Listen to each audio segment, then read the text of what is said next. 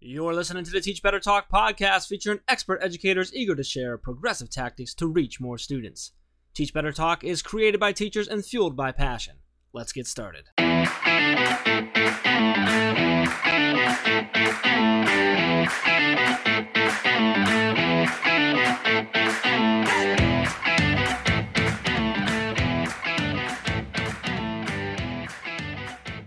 Hey everyone, welcome to episode 270 of Teach Better Talk. My name is Ray Hewart. Jeff Gargis is here, and are we going to be able to get through this intro without Jeff making fun of me? We're taking a poll. Hands? Anybody? Hands? Are you watching on YouTube? Hands up? Up? Okay. I'm just over here breathing. No. Just breathing. You're being mean to me, Jeff. It's fine. I am not. You messed up my intro, breathing. Guys. Messed it up. I did not mess up your intro.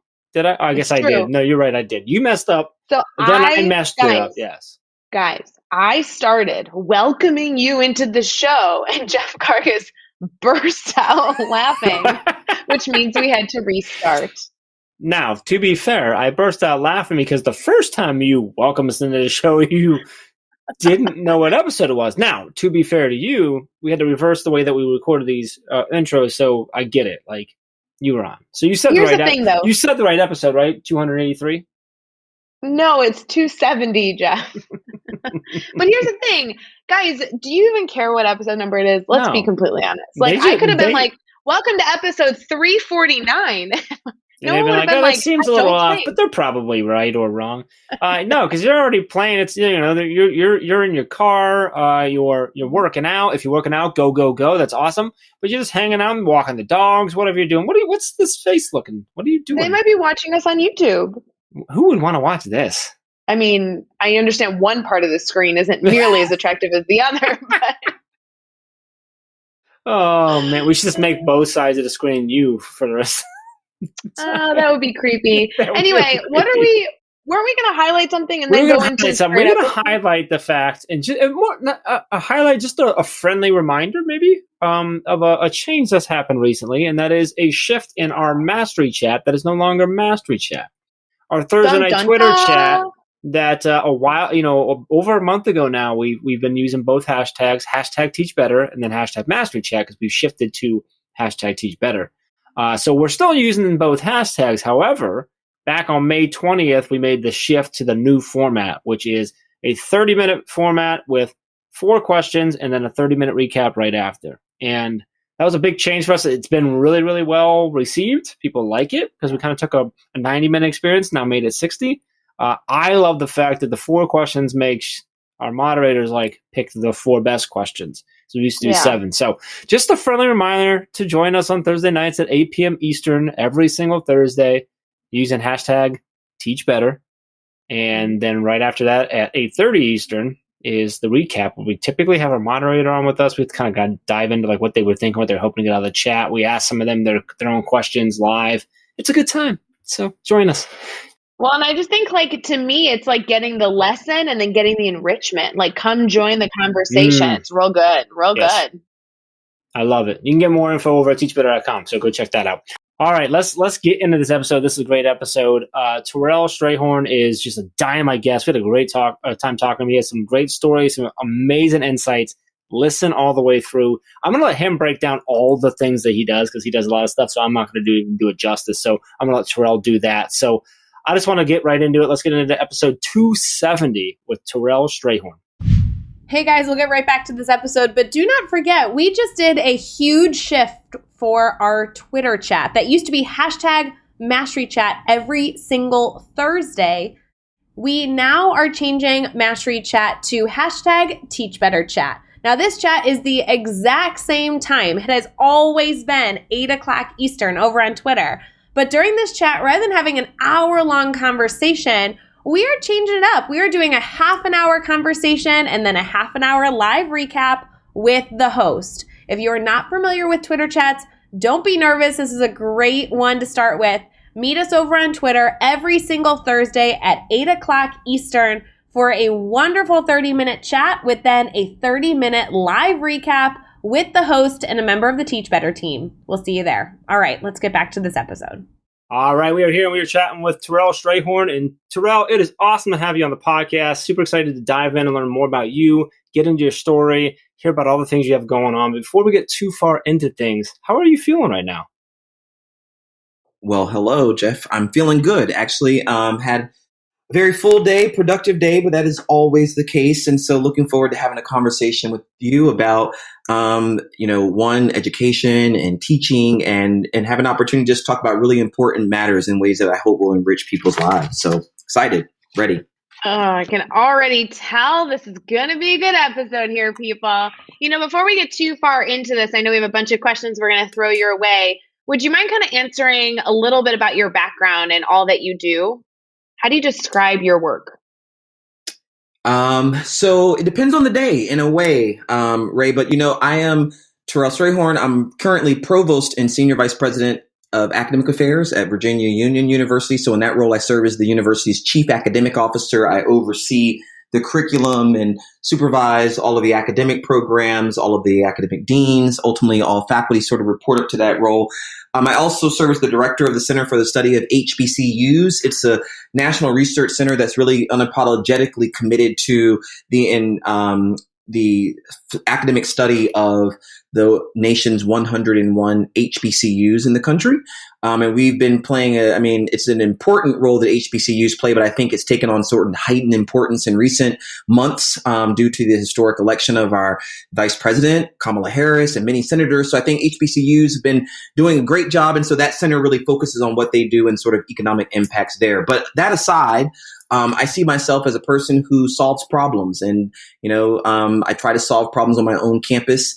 I know lots of people in these leadership roles put out fires, and there's some of that I have to do. So in some ways, I'm a firefighter. I remember being 6 years old. I wanted to be a firefighter, and who knew that I would be a firefighter as a chief academic officer? That's how I would do it. But, I think to do leadership well, especially in educational spaces, whether it's schools or colleges, you don't want to be a firefighter. You don't want to put out fires. You want to be a smoke detector and learn how to use data and information to anticipate when there will be problems and then create a plan to resolve them before they escalate. And so that's what I see myself doing in these roles. All right, I've never heard the smoke detector angle on that. I love that. That is awesome. And we're like, Ray, I think we're done. I think we're good. We can just cut it here. Go, we're good. No, I really love that. I wanted to hear more about his story, Jeff. Come on, let us get into the episode. So I love how you talk about how you want to be a firefighter, and that's what you see you're doing, but that you actually really see more of a smoke detector and stuff. That's really awesome. I really love that angle. I want to look back, this last year, right? This last year or so has been so crazy. We only get a few of the higher education folks on here. So when we get you on here, I love digging into what this year has been like for you and your roles and the many different roles you have. What, with the pandemic and everything going on, how has that obviously challenged what you had to do? What are the hurdles that have come in place? How has it changed maybe the way that you look at things or the way that you operate? Kind of what's this year been like from your viewpoint? That's a great question. And of course, I know that we're on a timetable, but if you had 8 hours, I could tell you about every single thing that I've experienced and all that we've gone through. But, I'd summarize it this way. And your question gives me the framework for doing so. First is there's some things that, this pandemic has really ushered in and taught me as a teacher, as an educator, as a campus leader. That only affirms more deeply what I thought before the pandemic. There are also some things that I've experienced through this pandemic that has changed my leadership in the way I think about some problems. And then there's certainly some things that I had no previous script for working through. The pandemic introduced it to us, and we had to create new tools, think outside the box. It's just amazing what we've had to do and the resilience that I think all of us have played. But let me then locate it in my current role as provost at Virginia Union. One, the pandemic. I've always been, I said earlier, I remember dreaming of being a firefighter. That didn't stay with me. By the time I was 7, I probably wanted to be a doctor. And by the time I was 8, I wanted to be a lawyer. So, I changed positions quite a bit. But I don't change positions quite a bit, but my aspirations as a kid changed quite a bit. And there was this point at which I realized that whatever I did in my adult life, I wanted it to be with people. because I wanted to help people. My mother is a nurse, public health nurse. She's committed her career, her life to helping people. She was a frontline worker through this pandemic. My grandmother, who's now deceased, was a public school teacher. So I grew up with all these people who taught me in obvious and less obvious ways that really your life is not, complete until you've used it in service to others. That your greatest contribution is what you do for others. And so I've always had this people first orientation that was really enriched and deepened through the pandemic, because as a chief academic officer, sort of second in command at my institution, I realized every single day that there is nothing I could do as a provost without other people. I don't teach the classes. I supervise the people who teach the classes. I don't deal with students on a day-to-day basis. I supervise the people who work in the counseling centers and in the advising centers who work directly with the students and their families. I don't dish out financial aid. I work with and collaborate with the people who do that. So everything I do, my bottom line is dependent on people, and my team matters. And this pandemic just let me it underscored the importance of people first, and that as my team's lives were stretched and challenged and stressed by this pandemic, I had to exercise grace and understanding and be empathetic and be patient and be, I just had to be all of those things for my team. I thought about myself as an empathetic person who strived to think about the world through other people's shoes. But the pandemic taught me, one, I don't know anything about their shoes. I don't know their shoe size. I don't know their shoe type. I don't know much at all, because my life, my lens, my perspective is shaped by my own experience. That, I've got faculty and staff in my care who lost loved ones in their immediate family. That was not my story. So how do you help someone who's grieving the loss of a partner or of a son or a daughter, who's also trying to teach classes and be attentive in the moment with their students, but they are still distracted by mounting medical bills? And I mean, it's just the pandemic only underscored the importance of people and empathy and vulnerability and grace. There are also some things that the pandemic taught me that I know nothing about. I mean, I unfortunately, I've been a vice president of academic affairs before at another institution, but we lost a student during this pandemic to death. And that student was graduating. So my leadership was impacted by now having to partner with the institution to communicate this loss to the family. In my role as a chief academic officer, I supervise or oversee commencement.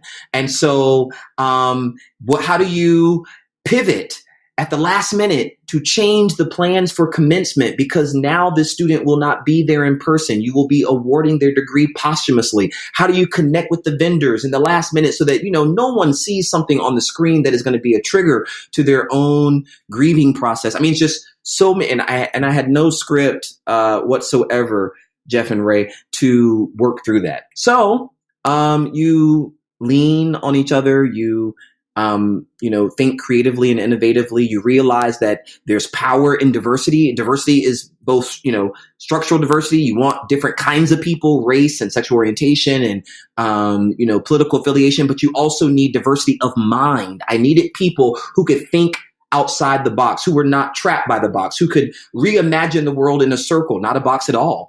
And so sometimes through this pandemic, my partners on these big questions weren't people who I would traditionally think about. I mean, I found myself, as a vice president, I always am at meetings with vice presidents.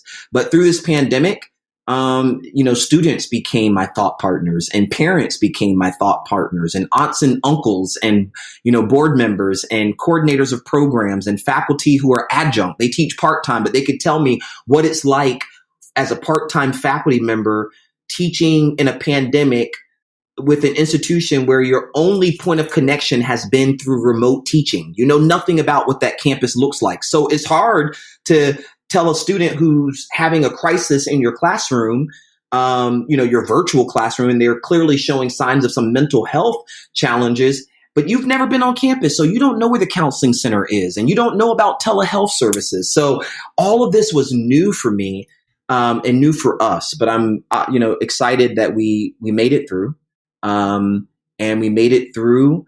We were able to preserve our enrollment. We were able to do the best we could to support our students and our faculty and staff. And I'm really, really optimistic about the future.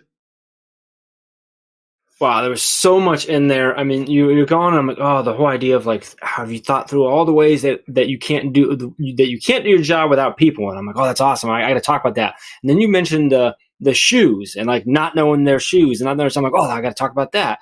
And then you went with the story, and I'm like, the pivot and the power of that story. I'm like, I'm just not going to talk about any of them because that was incredible. I really love your reflection on this in the way that you look back on how the things that this affirmed for you, but also the things that the vulnerability that you shared just now, that you also shared during this pivot with your team and stuff. That's just powerful, man, that you pulled away from there. And I could tell that your team and you are so much stronger now because of that.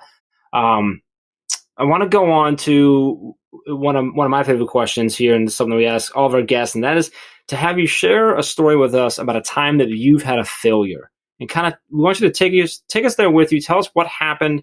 How did you overcome that failure and that setback? And what did you take away from that experience? Again, you're asking really great questions. I mean, and it's just a matter of how much time do you have? I could tell you all the failures, and we'd be here until next week. But I'm looking at the list of questions, and here's what I know, and I know I'm in good company for this. Anyone who listens to this episode will know that, leadership is, all, in my estimation, it's all about successes and failures, and that every good leader has failed. And I think that I would say that most good leaders understand that you're failing forward. So I tell my team all the time, like, look, hurry up, fail forward, because after you get through this, we'll learn something, and we'll experiment or innovate again and try again. And then we might find success with that, or we might not, but we'll fail forward. We'll make incremental progress, though, through each of these failing forward. So, I think there are a lot of examples that I could offer. I think the one that probably relates most to where I hope we'll get in this conversation is, so I'm a provost, but I'm also a scholar, a researcher, a faculty member. That is my core identity.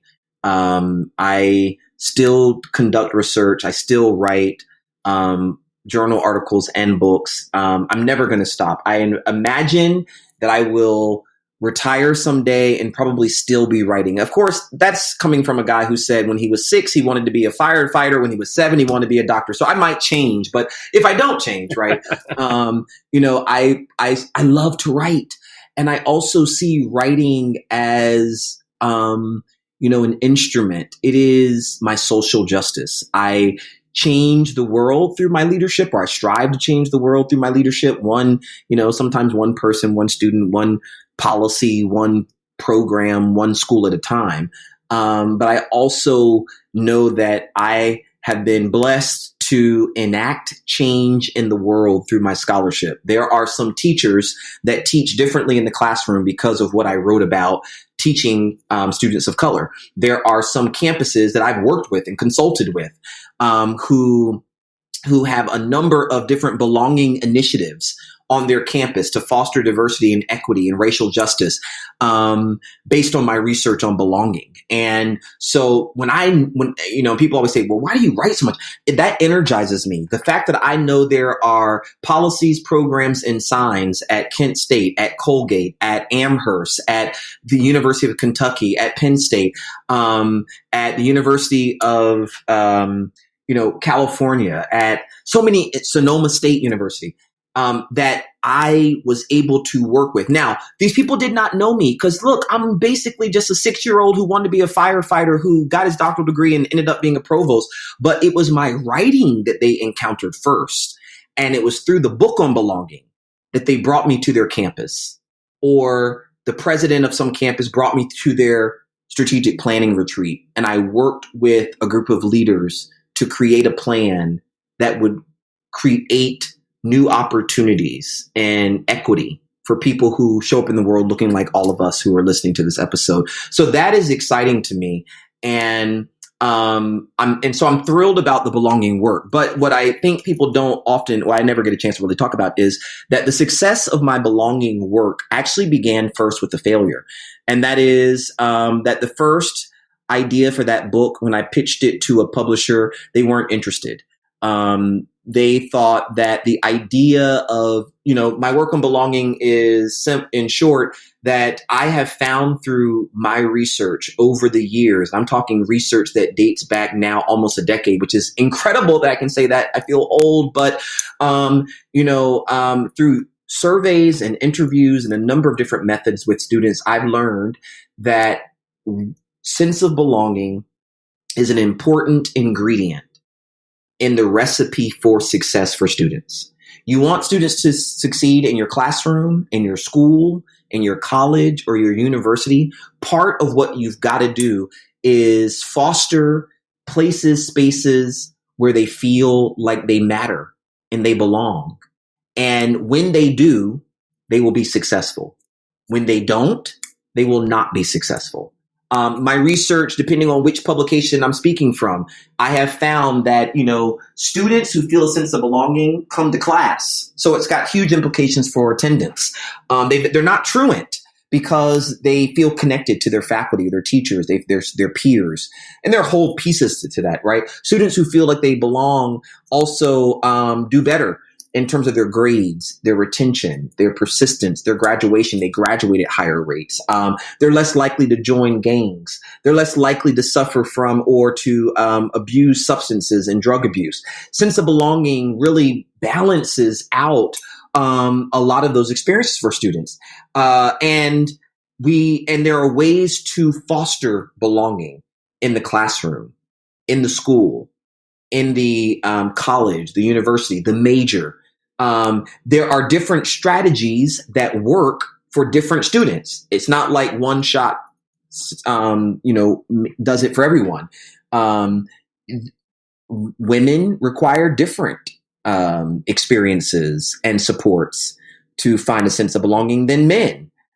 Students of color than white students. And even there are nuances there. Black students, depending on the kinds of educational spaces they're moving through, if they're predominantly white, if they're high resource, whatever, there are different strategies. And so my research over the years has really shown me critical insights that, listen, when you put them to practice, I have helped campuses increase their overall graduation rates through belonging. I've witnessed and watched it work for increasing first-year retention rates, that it increases, there were more students who graduated from high school in Ferguson, Missouri, same place where Michael Brown was tragically shot and killed, that greater numbers of students graduated from high school because of the work that I did with the school district there in Ferguson, Missouri, using belonging as a lens. But I say all that to you to say this.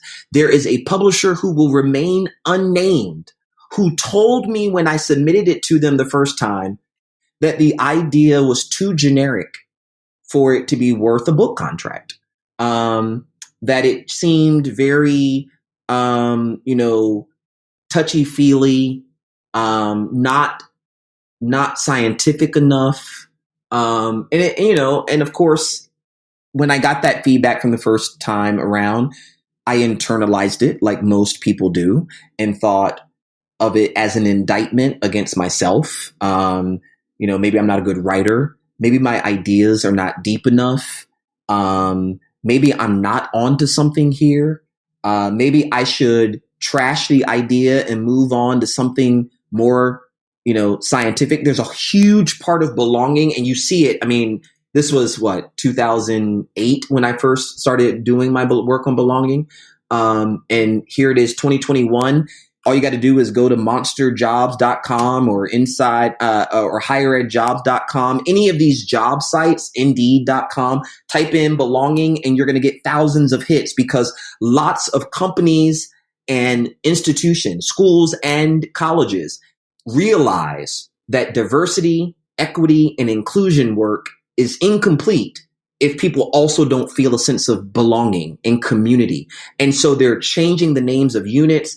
I mean, Harvard just hired a dean of belonging, you know, and I was tempted to take that job description and send it to that first publisher and say, take that. But I did not, because it gets to the second part of your question. And that is that although, you know, I sort of failed at getting that first contract, I overcame it by doing what I've learned is embedded in my belonging work. Belonging is a psychological concept.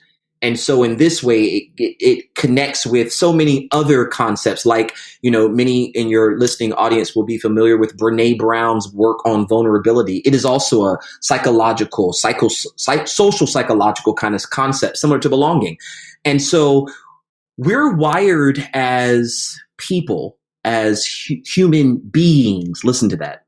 We're not human. We often, if we, you know, meet each other, we say, hey, Jeff, hey, Ray, how are you? First question we ask is, what do you do? But we're not actually human doings. We're human beings. So that's why I appreciate the question of, you know, the opening question. Tell us about who you are, a little bit about what you do, connecting my being with what I do. But we are preoccupied in this society with what people do, not how we be, if you allow me to use some broken English there. So I think that we're wired to often think about and internalize experiences as saying something about who we are as a person universally across times. So, you know, one rejection from one publisher means that I am rejected, is how we interpret it. We fail. This happens a lot with students. They fail a quiz and now they see themselves as a failure.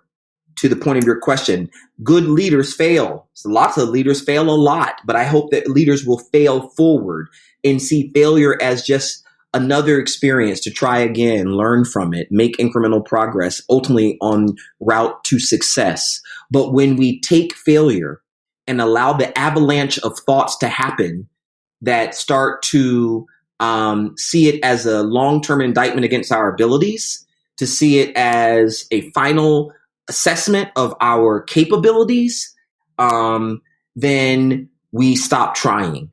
And so I didn't do that. I short-circuited that dirty thinking of, oh my goodness, my ideas are bad. This idea has no value and no worth. My ideas don't matter. People won't see value in this. And I replaced it with better thoughts like, well, what can I take from this? Okay, this is good. All right, so clearly I need to strengthen talking about the empirical base that informs this work. I need to understand that most people will hear sense of belonging and they'll think warm and fuzzy. They won't think that there's an empirical base to support this. So how can I use this to sharpen my argument for why this book is important to do, and it's important now, and the fact that these are some things over which we have control. It's not just talking about belonging, but there are things that we can then do practically in the classrooms, on the campuses, that will foster belonging and lead to success. I use that, what would have been seen by some as failure, and rewired or rethought my thinking, used it, that feedback is constructive, enhanced my proposal, kept going and pitched it to another publisher who saw the value, who ultimately gave me the book contract that led to the first edition of the book. The book is now in its second edition and it's still picking up steam. I'll close by saying this. In the middle of all of this, as if it was not, bad enough as it was to have to manage that, I also experienced the loss of my maternal grandmother. And my maternal grandmother helped raise me. She is a major animating force of my life. And I experienced her loss, her passing, as yet another form of failure. It's like this light of my world was no longer there with me. And on top of that, I still had to go to work. I still had to write. I still had to teach students. I still had a lot of demands on me. And there were times where I just ran out of bandwidth and I didn't want to do the things that I knew I had to do. And the way that I managed that was I did exactly what I talked about earlier. I learned the power of, this was before Brene Brown's TED Talk on it, but I learned the power of vulnerability, talking to people about where I am and how I was doing. The power of grace. And that the same way that I extended grace to people as a professor, my students would sometimes miss deadlines because they had a whole lot going on in their world. I needed to be transparent and vulnerable and honest with the people in my universe to know that I am not 100 right now. I miss my grandmother and I don't want to sit at the computer and write. I'd rather grieve her loss. I'd rather spend time with my mom, who is an only child, who just lost the love of her life. And I need extensions on turning this book around to you. And that I promise to give you good writing. And I promise to give you good work, but it won't come right now. So the same way that I'm asking for this period of grace, and I give it to others, I learn how to ask for it for myself. I'll close there to say that that's another way that I sort of manage those failures and transitions. So many good pieces of that. It's interesting. I have so many different elements that I think are worth diving deeper into or exploring for our listeners. Like, truly, this was a beautiful moment to rewind and listen to sections, really think through them, be reflective. I do want to ask you, though, if you had to pick one piece of advice, and I know that one sounds like a joke because I know you have hundreds of thousands, but if you had to pick one piece of advice for educators listening, what would be the one piece of advice that you would give them in this episode? I think one piece of advice that I would give educators, particularly who are listening to this episode, is, and I could go a lot of different ways, but to just understand the power of belonging. People feel like they belong when they feel like they matter, and they feel like they matter according to most of our research, when they experience one of 4 different kinds of sensations. And I don't mean that just in the space of feelings, although I realize that's where it's going to resonate with a lot of people. But people feel like they matter when they feel like they're important and they play an important role, or they have your attention. Anybody in your listening audience knows what it's like to talk to somebody who's texting on their phone and you feel invisible and you're telling them, really deep insights, and they're just so into their gadget that you feel like, you don't have their attention. Well, that's not really, most people don't want that sensation, that feeling. People feel like they belong when they feel like they matter. They feel like they matter when they feel important and that they play an important role, that they have your attention, that people need them, and that they are a part of the group. And when people care about them, it's that old adage that people don't care how much you know until they know how much you care. So to the people who are listening in this episode, if you're trying to, I don't care what it is, if you're trying to increase student success, if you're trying to help your students make it through this pandemic, if you're trying to, connect more meaningfully with your teacher colleagues, or if you're a principal listening and you're trying to boost morale in your school in this pandemic, and chart a future that's brighter than this most recent past, my advice to you is use belonging as the lens. Make people feel like they belong. And the answers are importance, attention, dependence, and what we call ego extension. That is that you care about people just as much as you care about yourself. And now you got to then do the hard work. And that is get people into a room and think through, okay, how do I do it? For some of you, it's meetings, it's the emails, it's the personalized notes, it's the personalized feedback on assignments. For other people, it's the pay raises and the benefits. And there are lots of different ways that, given who we are and where we are at the district level, school level, classroom level, what we can do to signal that, people have your attention to care about. But that's my best advice. Just never underestimate the power of belonging. Listen, I've given talks about it, and then people come to me, crying their eyeballs out because it just resonates so powerfully with it. I just gave a talk a little bit about belonging at my own institution at a leadership retreat. And at the end, people are sobbing and crying about it. And they're not sobbing and crying because of my speech being so great or because my stories are so powerful and vulnerable. Although sometimes there are moments like that. They're doing it because it's what I said to that first publisher who told me that they didn't see the value, is that belonging is a universal concept. Everybody wants to belong. We've known that since the days of Abraham Maslow. It's that when you say it that matter of fact to people, they're like, oh my gosh, yes, I want to belong. And yes, I want to feel cared about. And it's just so profoundly universal. Don't underestimate the power of it. And don't underestimate the power that whoever you are in the listening audience, the power that you have to create belonging for someone else. Don't underestimate the power you have to create that belonging. That is powerful. Wow. All right, man. We're going to keep this going. We're going to throw a little challenge at you this time right here, though. We're going to do these next 6 questions. I'm throwing them at you. Your goal is to answer each one in 15 seconds or less. Are you ready? I'm ready. Oh, my gosh. Okay. All right. What is one ed tech tool you cannot live without? Right now, it's Calendly because I'm trying to manage my calendar without help. Give us a book you're reading right now. Right now, I'm reading the book Leadership Agility. Who do we need to follow on Twitter or Instagram today? So I think that I would welcome anybody to follow me, not because I'm so great, but because I could connect you to other people who I follow. So that's Terrell Strayhorn on all things social media.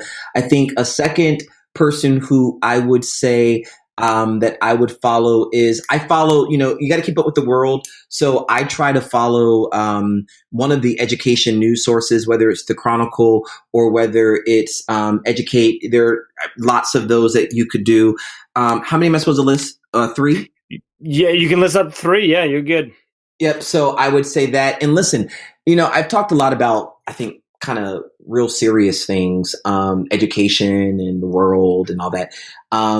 But, I think the world is also, particularly right now, looking for some inspiration. And so there is site Inspiration that every day will sort of put a motivational thought in your inbox. And so I would encourage you to follow them as well. Awesome. What's a good YouTube channel, website, or podcast educators should check out? Oh, my goodness. So I'm going to probably share some of the airtime with you and say that in preparation for my time with you all today, checking out your podcast. So if you haven't already, please follow Teach Better Talk podcast. That's a good one to follow. In terms of YouTube channels, let me share space with my own university. We have a YouTube channel. It is VUU, Virginia Union University TV. So VUU TV on YouTube. That's great because it keeps you up with the doings of our university. But every now and again, like we just had Anthony Anderson as our commencement speaker. He spoke there. We've got a pretty impressive distinguished lecture series coming out of the Center for the Study of HBCUs. We had Michael Eric Dyson in the fall. So that is also on our YouTube channel. So follow us on the YouTube. And then I think in the terms of a website, I've been spending a lot of time looking at, I don't know. I don't have another website, so maybe it'll hit me later. There it is. That's all right. We got the YouTube channel. We got the podcast. We're good. Give us a daily, a weekly, or a monthly routine every teacher should get into. Daily, weekly, or monthly? Good question. So let's see. I would say daily to schedule your break time. And I mean, put it on your schedule. So that's something that I do. It is something that I ask my deans to do. And it's something that I realize as a provost, it's been important for me to model for people. So especially during the pandemic, I would tell folks, look, it's okay to take breaks in the middle of the day, go for a walk, breathe, wear your mask and go outside for some sunlight. I don't know. And I don't think people believe me at first, unfortunately, but I think over time people are like, wow, he keeps saying this and he's actually doing it. And when we do it, we don't, he supports us and encourages. So for people who are listening to this, make time for self-care, do it daily. And look, I'm not going to prescribe to you. Maybe you're not a walker. You might be a runner. I'm a runner. Maybe it's not running or walking. You need time on a treadmill. Just make time for yourself. I think on a weekly basis, I have come to create times. It was done institutionally for us. We have a thing called Wellness Wednesdays where, and it sounds like what we're doing is probably riding a treadmill or riding a bike. It started that way, but actually now what it is, it's a time to just check in with people. And so I would say to all of the teachers and the educators and the listening audience, community is important. I think what we'll be able to say as a nation at the end of this is that what really got us through the pandemic is community, the connectedness. It's interesting, right? As a belonging scholar, I wrote a blog about this. We had to be physically distanced because of COVID, but we realized the power of social distance, that although we were physically distanced, we had to be socially connected, and we had to figure out ways to use ed technologies and Zoom and Snapchat and Instagram, all these things. And, I was one who DJ D-Nice, who started having the, quarantine club quarantine, where you could sort of be at home, but sort of like you were in a club listening to music. That was powerful to me as a social psychologist, to watch people in a social virtual space co-reconstruct what it was like to be in a nightclub, to imagine being near the bar, though they know that they're not, to create their own bar at home, but to feel connected to people. Why am I saying this? Is because I think these lessons will go with us even after the pandemic, even as outside opens up. Listen, we figured out how to use technology in ways to stay connected. So I hope for the teachers, and the educators in the listening audience that you will create time weekly to check in with others, to see how they're doing, to check in with your students and their families. And so on a monthly basis, I hope that each teacher and educator in the listening audience will challenge themselves to learn something new. And I think it's this podcast. Jeff and Ray have done a great job, not just in this episode, but even in previous episodes, asking the guests to name certain podcasts and books and websites. I love when podcast hosts do that, but I've always wondered how many people in the listening audience actually go and pick up the book or try the thing. So I'm encouraging those who will listen to this episode, create your own curriculum. Listen, we're teachers. We know how to do this. We create curriculum for students, but let's create it for ourselves. Find the books, find the technology. The one thing I picked up from my grandmother, listen, she was 88 when she died. My grandmother taught herself how to use a computer. She told me, she said, she never called me Terrell. She called me Rail. She said, hey, Rail, I want a computer. So we got her a computer. And one day she said, now, honey, I want to learn how to use this internet. And so I was teaching my 87-year-old grandmother, how to use the internet. And I walked her through the steps. And I can honestly say my grandmother purchased a dress, a white dress. I can see it in my mind right now. From JCPenney's on the internet. She was so proud that Sunday that she wore her dress to church. And I thought she looked beautiful in it. I'm sure that's part of the pride, but I could listen to her conversation with her peers because they would say, oh, my grandmother's, they would call her Miss Creola. They would say, Miss Creola, oh, I love that dress. And she would say, honey, I bought this dress on the internet. And it was that sense of accomplishment, right? That she, even in her late 80s, had learned another skill as a master teacher, that led her to accomplish some new skill. She had never done it before. And little did I know, seeing her that Easter, that would be our last Easter together. And I'm so glad that she was able to purchase the dress before that happened. So to those of you in the listening audience, seize the opportunity now. Go back through the episodes, grab the books, and challenge yourself, if not monthly, bi-monthly, every 2 months, you're learning something new. You're figuring out how to use some new technology. You're figuring out how to, read. I love Carol Dweck's book, Mindset. If you haven't added that to the list, add it. Go read it. She gives us good feedback, good insights about how to offer growth-minded, constructive feedback to our students. But most importantly, listen, every day, practice self-care. Every week, check in with other people. But every month, learn something new. Terrell, there was so many good pieces of this. I am so excited for everyone to get access to this episode and listen to it 3, 4, 5, 6 times in a row, because holy moly, is that valuable. Terrell, I know you're on every social media platform possible, so I hope that everybody goes and hunts you down. We'll also have all that information in the show notes. Jeff, you ready to take us out? Let's do it. Yes, you can find all the information, all the links, and everything we talked about in this episode over at teachbetter.com, as well as the links for connecting with Terrell and keeping the conversation going with him. So make sure you head over there and get everything at teachbetter.com for that. Make sure you hit subscribe so you don't miss upcoming episodes. And if you can give us a rating and review, we'd really appreciate that as well. Terrell, this was awesome, man. There is so much value throughout this episode.